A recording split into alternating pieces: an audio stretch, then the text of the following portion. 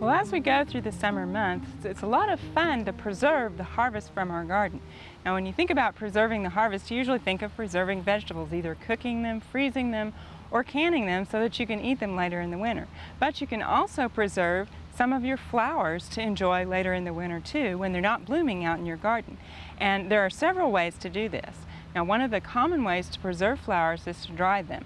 And the old-fashioned method is to take flowers, cut them, tie them, and hang them upside down in a dark but dry area until they've dried. However, there is a faster way to do that. There are flower drying crystals that are available at most hobby and craft stores. Just look in your floral design department. And these are basically silica gel crystals. And you can use these to help dry your flowers out faster. But there's even a faster way to do this, is to take these silica gel crystals and dry your flowers in the microwave.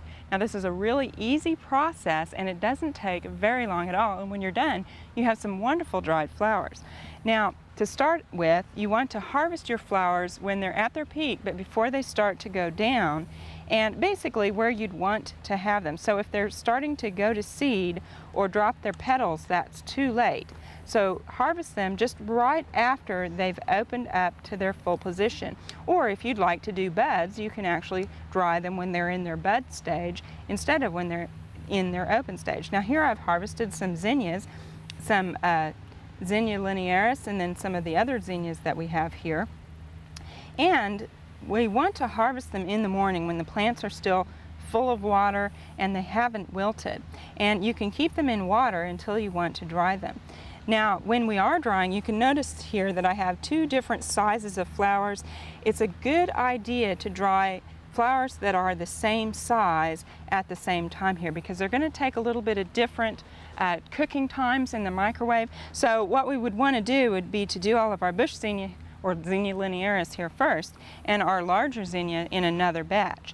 Now, the supplies that you need besides your flowers and your silica gel, you need a microwave safe container. Now, this is one of those disposable, kind of like Tupperware, those Ziploc disposable things. You could also use a shoe box, is very good. Basically anything that you can microwave without it melting or making your microwave blow up.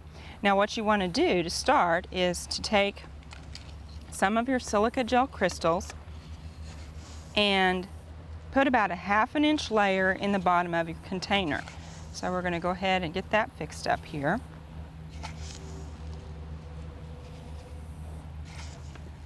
And we've got a good start.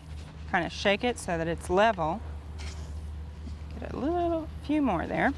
Okay, now what you want to do in this method, we don't keep the stems of the flowers. So what we're going to do here is we're actually going to cut these with about a ½ inch stem here at the base. So I'm going to cut these off.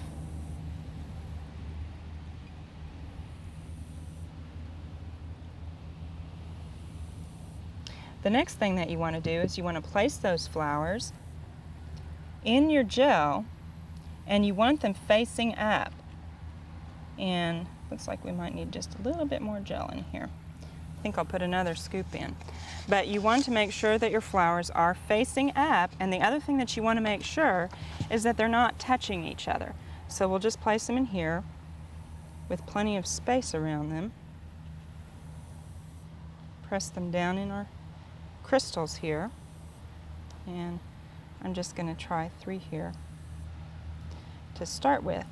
Then you just come back in with your crystals and just gently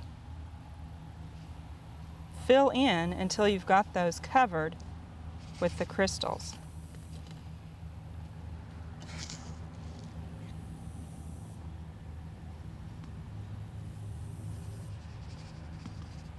Now my flowers are covered. The next thing that we're going to do is put this in the microwave. Now, your crystals will tell you how long flowers take, but it's a good idea to experiment with certain flowers. Do a few of them at a time and take them out after a minute. Kind of brush away your crystals, see how dry they are. What you're testing for is something that feels like paper. So you will want to write down the times that you've kind of cooked these flowers, or basically dried them in your microwave. Now, basically anywhere from 1 to 3 minutes on high temperature in your microwave.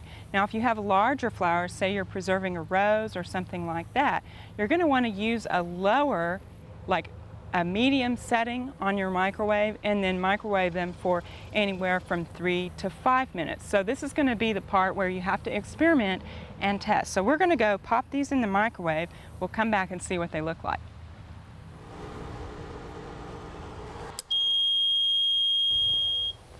Now after you microwave them, then you want to let them completely cool, and then you can just basically scoop them out of the silica crystals.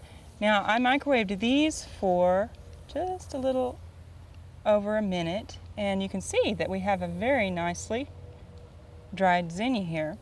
And you can just shake off the crystals, blow them off a little bit. If you've got a real soft paintbrush, you can just kind of paint or basically brush those crystals off. Now, in comparing, you'll notice that while they darken up just a little bit, and this is very common, it's very hard to dry flowers and have them be their exact color that they are when they're fresh. About the only way that you can do that is by freeze drying, and that's a special process. Takes a special machine, and only like certain florists and stores that provide that service actually can do that for you. However, this is a very nice color, and we still have the zinnia shape, and the petals really aren't droopy or anything like that. Now I'll go ahead and get the rest of those out there. Now you can store these in an airtight container in basically in a closet or someplace where it's going to stay dry, but also where it's dark so that the color doesn't fade on them until you're ready to use them. Now, because we cut the stem off, you're kind of probably wondering, now what do we do? How do we arrange with those? Well, what you do is you actually make a new stem for the flowers. What you can use is florist wire, and use a fairly heavy gauge so that it'll stand upright in your arrangements.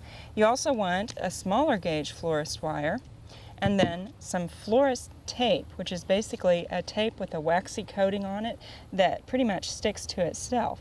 Now all you have to do to make a new stem is to just line that wire up with the bit of stem that is there. Then what you do is you take your smaller wire and just basically wrap that around there. Now you basically just twine that wire around, and you can go ahead and just twine the excess around the larger wire, and then you come back in with your florist tape and just basically tape down the length of your wire. Now you can cut this off to the length that you need. It's nice to leave them a little bit longer until you start to use them in an arrangement so that you can use them. But we'll go ahead and twist on down like this, tear that off. We can just cut the length here. Then we can stick those upright in something and keep them in a cool, dark location until we're ready to use our dried flowers in an arrangement. This is really almost an instant way to preserve your flower harvest from your garden. We hope you've enjoyed this classic from the Oklahoma Gardening Vault. Remember, even though these tips and techniques are timeless, there's always something new to learn in the world of gardening. By subscribing to both Oklahoma Gardening and OK Gardening Classics, you'll have access to a wealth of gardening knowledge, both classic and contemporary.